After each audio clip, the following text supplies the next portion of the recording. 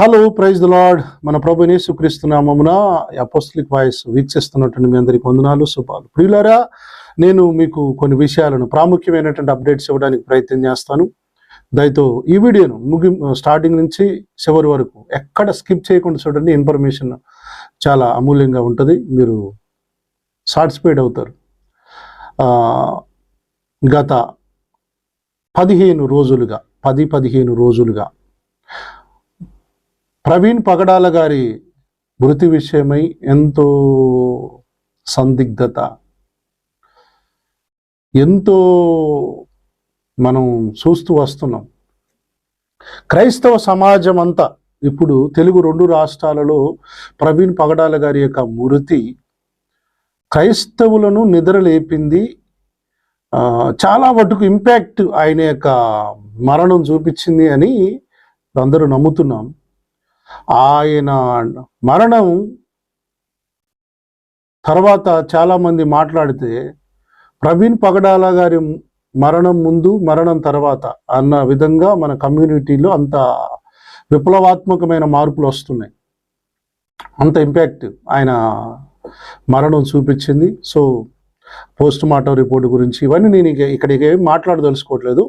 But ఆయన చనిపోయిన తర్వాత చాలామంది భక్తులు, ఆత్మీయులు చెప్పిన మాట ఏంటంటే, హైదరాబాదు నగరంలో ఆయన భూస్థాపన జరిగినప్పుడు భక్త సింగ్ గారికి ఎంత మంది అయితే జనం వచ్చినారో ఆయన భూస్థాపిత కార్యక్రమానికి, తర్వాత అంత జన సమూహము, జనసంద్రం వచ్చిందని చెప్పినారు.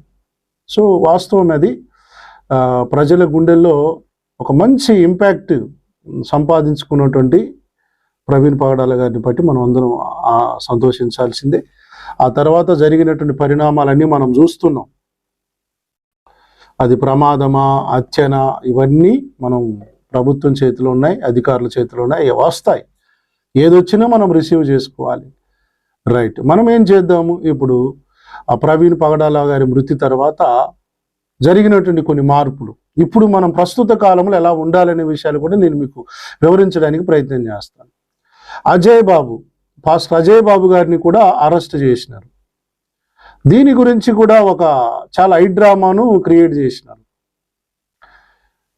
పాస్టర్ అజయ్ బాబు గారి యొక్క అరెస్టు, సరే, నేను కొన్ని సిద్ధాంతపరమైనటువంటి విషయాలు అజయ్ బాబు గారికి మాకున్నాయి, అవి వేరే విషయం, నేను దాని గురించి మాట్లాడను. ఇప్పుడు ప్రస్తుతం ఆయన అరెస్ట్ చేసినారు. అరెస్ట్ చేసి ఇప్పుడు జైల్లో ఉన్నాడు. నిన్న మొన్న చెప్తున్నారు ఆయనకి జైల్లో గుండు కొట్టినారని, ఆయన కాస్త ఎమోషనల్గా ఉన్నాడు అని చెప్తున్నారు. సో దాని తర్వాత నేను కూడా కొంచెం బాధపడ్డాను. ఎందుకు ఇలా జరిగిందని ఫోన్ చేసి అక్కడ ఉన్నటువంటి సహోదరులతో కూడా మాట్లాడాను. సో ఇప్పుడు అసలు ఈ అజయ్ బాబు మీద కేసు పెట్టినటువంటి వ్యక్తి ఎవరు అంటే జోసెఫ్ ఆరోగ్య స్వామి. నేను RCM పాస్టర్గా కొన్ని టీవీ ఛానళ్ళు చాలా అత్యుత్సాహంగా ఆయనను పరిచయం చేస్తూ డిబేట్లకు పిలుస్తూ మాట్లాడుతున్నారు. అరే, RCM భక్తుడికి ఇంత ఎప్పుడొచ్చింది? మన మదర్ తెరీసా గారిని తిట్టినప్పుడు, మరియమ్మ గారిని తిట్టినప్పుడు, పరిశుద్ధాత్మగా దేవుని తిట్టినప్పుడు వీళ్ళకి ఎప్పుడు రోషం రాలేదే? ఈయనకి అజయ్ బాబు గారు ఏదో ఒక ఇంటర్వ్యూలో, నేను నా చేతికి యేసు ప్రభు వారి విగ్రహం ఇచ్చినా పగల కొడతానని అంటాడు. అంటే మా దేవుడు విగ్రహాలలో లేడని చెప్పడం ఆయన ఉద్దేశం అజయ్ బాబు గారిది. దీనిని తీసుకెళ్లి పిటిషన్ ఇచ్చినారు. సో ఈ ఆరోగ్య స్వామి అనేటువంటి వాడు ఇంత స్ట్రిక్ట్ అయిందని నేను అనుకుంటున్న సమయంలో మరలా తెలిసిన విషయం ఏంటంటే, అతను ఒక BJP IT సెల్ కార్యకర్త. హైదరాబాదులో BJP సెల్ IT సెల్ అంటే వాళ్ళ భావజాలాన్ని క్యారీ ఆన్ చేసేటువంటి ఒక కార్యకర్త. ఆయనను వాడుకొని అజయ్ బాబు గారి మీద కేసు పెట్టించారు. ఇది ఇక అంటే మన కమ్యూనిటీని ఎంత టార్గెట్ చేసినారు, ఎంత హనీ ట్రాప్ చేస్తున్నారో మీరు గమనించాలి. ఇక్కడ పాయింట్ మీరు మిస్ అవ్వద్దు. పాస్టర్ అజయ్ బాబు గారు లాంటి వాడిని అరెస్ట్ చేయడానికి RCM భక్తుడు అనే వేషం ఒకటి వేయించి, మా యేసు ప్రభు వారి యొక్క విగ్రహాన్ని ధ్వంసం చేస్తానన్నటువంటి మాటలు క్రియేట్ చేయించి FIR చేయించినారు. అంటే చూడండి ఎంత దారుణమైనటువంటి స్థితిలో సేవకులను, దైవ సేవకులను ఎదుర్కోలేకపోతున్నారు. చూడండి, ఎదుర్కోలేక సాటుగా దాడి చేయడం అంటారు. యుద్ధ నీతి కూడా కాదురా బాబు, ఇది యుద్ధ నీతి కూడా ఇది కాదు. నాకు తెలిసి అయితే యుద్ధంలో డైరెక్ట్గా యుద్ధం చేయాలా, ఇట్లా సాటుగా మాటుగా చేసేటోడు వాడు సైనికుడు కాదు, వాడు పోరాటం కాదు. అది పోరాటము స్ట్రైట్గా చేయాలి. పాస్టర్లను ఈ రోజున చాలా టార్గెట్ చేశారు. పాస్టర్ ప్రవీణ్ పగడాల గారు కూడా చెప్పాడు, మీరు ఎలా ట్రావెల్ చేస్తున్నారో, మీరు ఎక్కడి నుంచి ఎక్కడికి వెళ్తున్నారో మా దగ్గర అంత రిపోర్ట్ ఉందని చెప్పేసి కొన్ని మతోన్మాద సంస్థలు ఆయనకు ముందుగానే హెచ్చరించినారని కూడా చెప్పినాడు ఆయన. సో ఇక్కడ ఇది ఇంతవరకు మనం తెలుసుకున్నాం. ఇక విషయం వస్తే, అసలు మనం క్రైస్తవులుగా లేదా భారతీయులుగా, భారతదేశము గుర్తుపెట్టుకోండి, ఇది మతం మీద కట్టబడిన దేశం కాదు, ఇది సెక్యులర్ దేశం. ఇక్కడ మనం అందరము అన్నదమ్ముల్లాగా బ్రతకాలి. ఇది మన దేశ రాజ్యాంగం మనకి ఇచ్చినటువంటి సూక్తి. అయితే ఈ గత 10-15 ఏండ్లుగా, గత 10-15 సంవత్సరాలుగా ఈ తంతు మారింది. తంతు మారి కొంతమందిని వదిలేరు. మతాల మధ్యలో సిచ్చు పెట్టడానికి కొంతమందిని వదిలిపెట్టి రెచ్చగొట్టే వ్యాఖ్యలు. బొకడా బైబిల్ అని ఒక ఆయన అంటాడు, ఇంకేదో లా పదం వాడుతూ బైబిల్ అని ఒక ఆయన అంటాడు. అసలు వీళ్ళకి ఇది ఎందుకు వచ్చింది?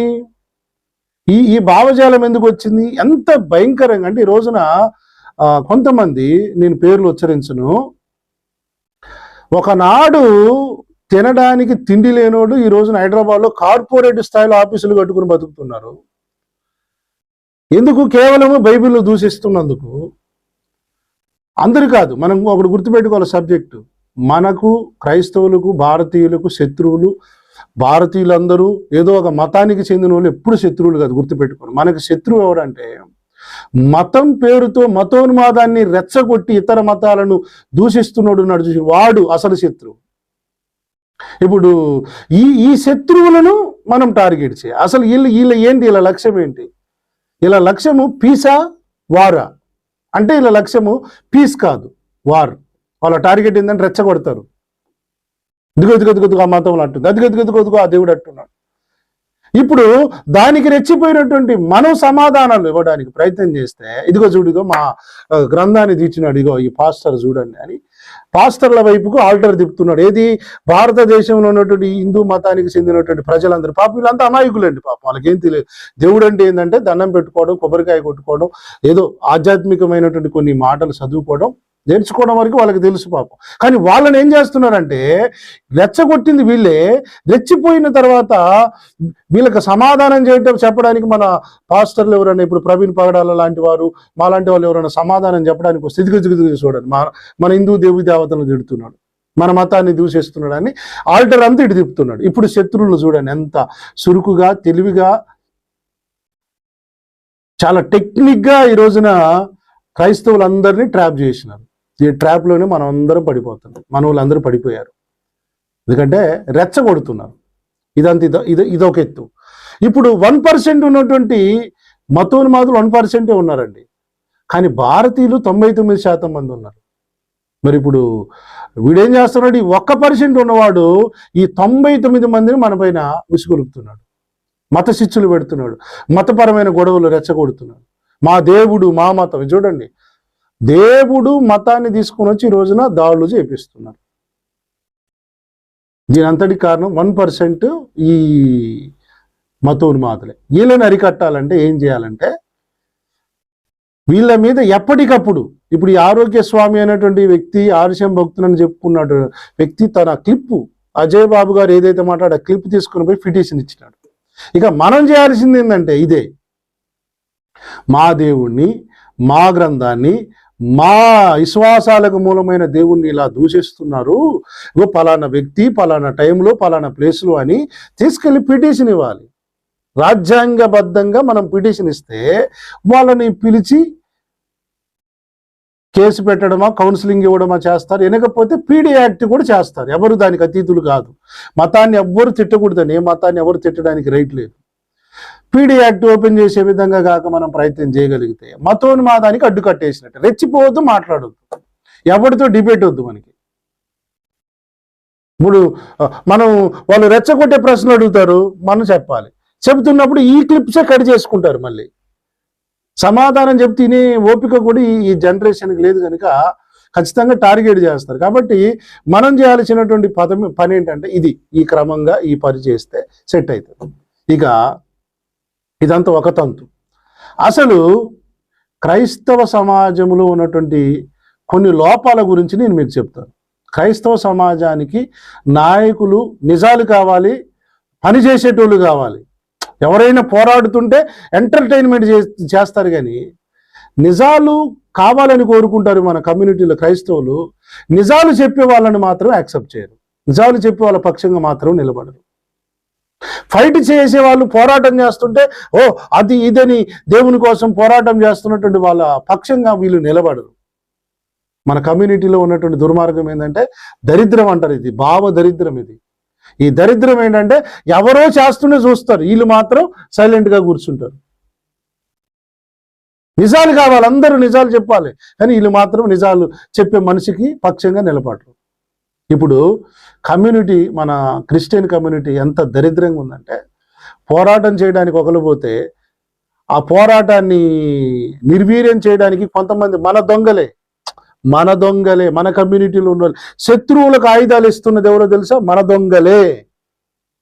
రోజున ప్రవీణ్ పగడాల గారి మరణం గురించి అందరూ మాట్లాడుతున్నారు, పలానా వాళ్ళు చంపినారు, పలానా వాళ్ళు చంపినారని. నేను చెప్తున్నానేనండి, ప్రవీణ్ పగడాల గారిని 3 రకాల శత్రువులు ఆయనకు ఉన్నారు. 3 శత్రువులు ఉన్నారు ఆయనకి. ఒక మతాన్ని అనకూడదు, ఒక వర్గాన్ని అనడానికి లేదు. మనం హిందూ మతంలో ఉన్నటువంటి తప్పులను గురించి మాట్లాడి కాబట్టి హిందువులందరూ శత్రువులు అని అనుకుంటున్నారు. ముస్లిం మతంలో ఉన్నటువంటి తప్పులను గురించి మాట్లాడి కాబట్టి ముస్లింలందరూ శత్రువులు అనుకుంటున్నారు. ఇక్కడ మూడోది చూసినారు. ఈ 2 గురించి ఎంతసేపు మాట్లాడారు. ఇక్కడ 3వ శత్రువు ఎవరో తెలుసా? మన ఇంటి దొంగ, క్రైస్తవ సమాజంలో ఉన్నటువంటి దొంగలు. ఈ దొంగలను కూడా ఉతికారేశాడు ప్రవీణ్ పగడాల గారు. ఈ ప్రవీణ్ పగడాల గారు ఈ అబద్ధ బోధకులను, అబద్ధ ప్రవక్తలను ప్రశ్నించినందుకు గాను ఈయన తలను తీసుకుని రమ్మన్నది ఎవడో తెలుసా? మనోడే, మన దొంగే, మన ఇంటి దొంగే. చచ్చిపోయాక నన్ను ప్రవక్త అని పిలవలేదు కనుక ప్రవక్త అన్నాడు కనుకనే చచ్చి పొందలో కూర్చున్నాడు అన్నాడు. ఇంకా ఆయన పేరు ఎవరో నేను చెప్పాల్సిన పని లేదు, ఇప్పుడు అందరికీ తెలుసు. ఇంటి దొంగలు కూడా ఉన్నారు అంటున్నారు. ఈ 3 ఉన్నారు చూసినారు. ఈ 3 మతాల వారిలో శత్రువులు హిందువులు కాదు, ముస్లింలు కాదు, క్రైస్తవులు కాదు. వీళ్ళని 3ని లీడ్ చేస్తున్నటువంటి వాళ్ళు ఉన్నారు చూసినారు. హిందూ మతంలోనేమో మతోన్మాదులు, మతం పేరుతో పనిచేస్తున్నారు. ముస్లింలలో వక్తలుగా ఉన్నటువంటి వాళ్ళు రెచ్చగొట్టి ఉసిగొలుపుతారు. 3వది క్రైస్తవులం పీస్ మేకర్స్, మనల్ని దేవుడు ఒక చెంప కొడితే ఇంకో చెంప చూపమన్నటువంటి ఈ దొంగ ప్రవక్తలు కొంతమంది ఉన్నారే, వీళ్ళు కూడా శత్రువులేనండి పాపం ఆయనకే కాదు, ఇగో మేము మాట్లాడుతున్న మాకు కూడా శత్రువులే.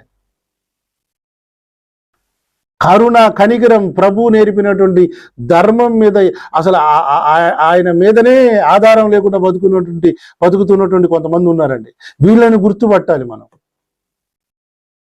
ఈ 3 రకాల శత్రువులను ఎదుర్కొని సత్తా ఉంటేనే డిబేట్స్లో కూర్చోవాలి, మాట్లాడాలి. ఇప్పుడు యుద్ధం మనం శరీరాలతో కాదండి మనం చేసేది. యుద్ధం శరీరాలు అంటే భౌతికమైనటువంటి. ఇప్పుడు మనం పోరాటం చేయాల్సింది మనుషులతో కాదు. అసలు దేవుడు చెప్పినటువంటి పద్ధతిలో మనం జీవించడం నేర్చుకుంటే ముందు మన వ్యక్తిగతమైనటువంటి జీవితాన్ని లోకానికి, ప్రభువుకు ఆయన చెప్పిన కోణంలో మనం బ్రతికితే లోకం మనల్ని అర్థం చేసుకుంటుంది, లోకం మనల్ని చూస్తుంది. యేసుప్రభు వారు చెప్పాడు, మీరు ఈ లోకానికి వెలుగై ఉన్నారు. ఎస్, మనం you're the light of world. కానీ ఎలుగుగా ఉండవలసినటువంటి వాళ్ళు చీకటిగా బ్రతుకుతున్నటువంటి వాళ్ళు ఉన్నారు. ఈ ప్రభువుకు అవమానం వస్తుంది మతోన్మాదుల వలనో ముస్లిముల వలనో కాదండి, మన ఇంట్లో ఉన్న దొంగల వలన. మన ఇంట్లో ఉన్నటువంటి దొంగలు ఉన్నారు చూసినారు, వీళ్ళు బొంట నక్కలు. దేవుని సంఘాన్ని చెడపడానికే తిరిగే గుంట నక్కలు వీళ్ళు. ఈ గుంట నక్కలు చాలా ప్రమాదకరం, మతోన్మాదుల కంటే ప్రమాదకరం. యేసు ప్రభు అంటే ఉంటాడు, చివరికి ఆయన నమ్ముతాడు, వాడు గుంట నక్క. ప్రభువును నమ్ముతాడు, ప్రభువు నమ్ముకొని చెప్తాడు, ప్రసారం చేస్తాడు, అన్ని చెప్తాడు, కానీ వీడే దొంగ.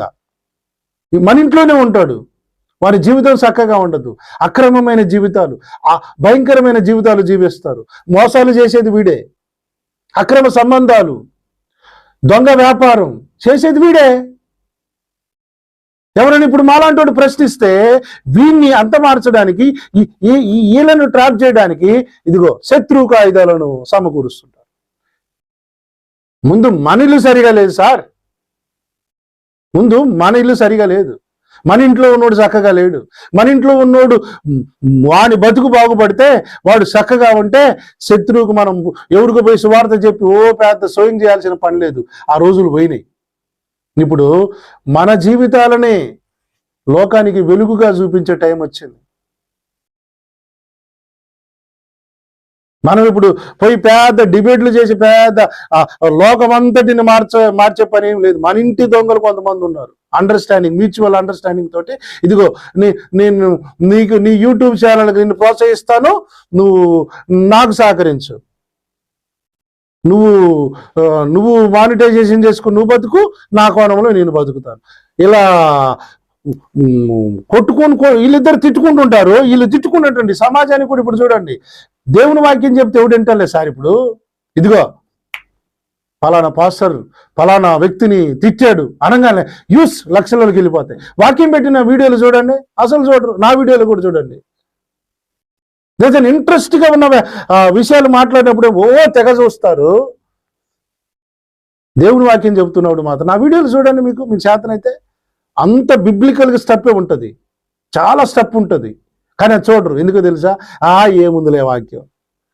జనానికి ఇప్పుడు వాక్యం కాదు కావాల్సింది, ఉర్రతలు ఊగించాలి. ఇప్పుడు వాడిట్ట ఈడిట్ట మీసాలు తిప్పాలి, తొడలు కొట్టాలి, దమ్ అనాలి, అది కావాలి ఇప్పుడు. ఈనాడు తెలుసుకున్నటువంటి కొంతమంది మన దాంట్లో, రెండోది వీళ్ళ దాంట్లో ఇలా మ్యూచువల్ అండర్స్టాండింగ్. నేను నిన్ను తిడతాను, నువ్వు నన్ను తిట్టు, కానీ నీ మీద నేను కేసు పెట్టను, నువ్వు నా మీద కేసు పెట్టదు. నీ యూట్యూబ్కి నేను స్ట్రైక్ ఇవ్వను, నా యూట్యూబ్కి నేను స్ట్రైక్ ఇవ్వను. నీ ఫండింగ్ నువ్వు తీసుకో, నా ఫండింగ్ నేను తీసుకుంటా. ఇలా మ్యూచువల్ అండర్స్టాండింగ్ తోటి ఈ రోజున కొంతమంది మతోన్మాదుల్ని సపోర్ట్ చేస్తున్నటువంటి వాళ్ళు కూడా మన దాంట్లోనే ఉన్నారు. ఎవరిని నమ్మాలి? నిజాలు ఏమని మాట్లాడాలి? సత్యాన్ని ఏమని తీసుకురావాలి? కొన్నిసార్లు యేసు ప్రభువును సిలువేసినటువంటి యోధా చాలా చాలా బెటర్ అనిపిస్తుంది నాకు. వాడు ఒకసారి 30 ఎండి నాణ్యాలకు అమ్ముకొని వాడు పోయి ఉరేసుకొని చచ్చినాడు. కానీ ఈ రోజున ఉన్న యోధాలు ఉన్నారే, వీళ్ళు చాలా ప్రమాదకరమైన, వీళ్ళ లాభం కొరకు, వీళ్ళ లబ్ధి కొరకు యేసు ప్రభువును కాదు ఏం చేయడానికైనా వెనకాడతలేదు. ఈరోజు ఆయనను అప్పగించి నేను సాధించానని పైచాచిక ఆనందం పడదాం అనుకున్నాడు, కానీ మనశ్శాంతి లేక చచ్చినాడు. ఈ రోజున దేవుని సేవకుల పక్షంగా, దేవుని సేవ కొరకు పోరాడుతున్నటువంటి సేవకులను నిందిస్తూ అపనిందలు వేస్తూ ఈ రోజున సేవకులను అనీ ట్రాప్ చేస్తున్నారు. సేవకులారా, మీరు కూడా జాగ్రత్తగా వినండి. మీకు ఎవరైనా ఫోన్లు చేసినా, అర్ధరాత్రి ఫోన్లు వస్తుంటాయి, ఫోన్లు చేసిన ఎత్తకండి. ఫోన్లు చేసి తిడుతుంటారు సార్, సేవకులని బండ బూతులు తిడుతుంటారు ట్రాప్ చేసి. ఈ రోజున నేను ఒక న్యూస్ చూశాను. జాన్ జబరాజ్ అనేటువంటి ఒక పాస్టర్ చెన్నైలో ఉంటాడు. ఆయన ఏదో పోక్సో కేసులో ఆయన అరెస్ట్ చేసినారని, ఆయన మీద కేసు అయినదని చెప్పేసి ఒక న్యూస్ హల్చల్ చేస్తుంది. మరి అది అందులో నిజమెంతో అబద్ధమెంతో నాకు తెలియదు, కానీ పోక్సో కేసు అనేది మాత్రం చాలా ప్రమాదకరమైందని మాత్రం నాకు తెలుసు.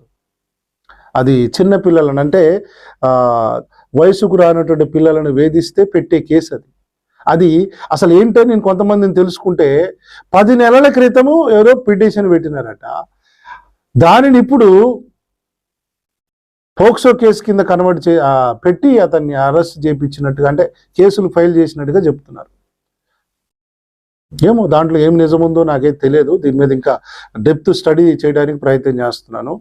ఏదైతే మొత్తానికైతే సేవకులు ఇప్పుడు అజయ్ బాబు గారి విషయంలో ట్రాప్ చేశారు, ప్రవీణ్ పగడాల గారిని కూడా ట్రాప్ చేశారు. ఈ రోజున సేవకులందరినీ, పాస్టర్లందరినీ ట్రాప్ చేస్తారు. చూడండి, ఇదిగో మీ పాస్టర్ పలానా కాడ దొరికాడు, ఇదిగో మీ పాస్టర్ తాగుతూ దొరికాడు, ఇదిగో మీ పాస్టర్ ఇలా మా మతాన్ని తిడుతూ. జాగ్రత్త, జాగ్రత్త. క్రైస్తవమా, దొంగలు ఉన్నారు, మన ఇంట్లో కూడా దొంగలు ఉన్నారు. కానీ వాళ్ళు వేషం వేసుకొని తిరుగుతున్నారు, గొర్రెలు వేషం వేసుకొని, లోపల తొడేళ్ళు. వాళ్ళేమో బాగానే బతుకుతున్నారు, దేవుని కొరకు బ్రతుకుతూ, దేవుని అంటే రోషం వచ్చి మాట్లాడేటోళ్ళను, నీతిగా దేవుని కోసం ప్రజలను సంపాదిస్తున్నాం అనుకున్నట్టు వాళ్ళనేమో టార్గెట్ చేసి ఈ రోజున ట్రాప్ చేస్తున్నారు. మంచి పేరు రావద్దు, వాళ్ళకి మంచిగా ఎదగొద్దు, సేవలో పేరు రావద్దు, ముందుకు వెళ్ళొద్దు, ఎక్కడికక్కడ పులు స్టాప్ పెడదాం అనేటువంటి రోజుల్లో ఉన్నాం మనం ఈరోజు. ఏదైతే మొత్తానికైతే మనం అందరము రెడ్ లిస్ట్లో ఉన్నాం, రెడ్ లిస్ట్లో ఉన్నాం. ఈ రెడ్ లిస్ట్లో నుంచి మనల్ని తప్పించేది ప్రభువే. అయినా భయపడేది ఏం లేదు. అంతం వరకు నీతిగా బ్రతికితే దేవుడు మనల్ని కాపాడుకుంటాడు. లేకపోయినా పర్వాలేదు సార్, నీతి నిమిత్తమై హింసించబడు వారు ధన్యులు అన్నాడు. అవినీతి అక్రమం చేసి హింసించబడ్డం కాదు, నీతిగా బ్రతికి హింసించబడ్డా మనమే ధన్యులమాట దేవుని దృష్టిలో. కనుక ఈ అప్డేట్స్ అన్నిటి కొరకు మీరు ప్రార్థన చేయాలని కోరుకుంటాను. ఈ వీడియోని మీరు చూస్తే లైక్ చేయండి, దయతో ఇతరులు కూడా షేర్ చేయండి. ప్రస్తుత కాలంలో జరుగుతున్నటువంటి విషయాలను ఎప్పటికప్పుడు మీకు అప్డేట్ చేయడానికి ప్రయత్నం చేస్తాను. Thank you. God bless you. Shalom.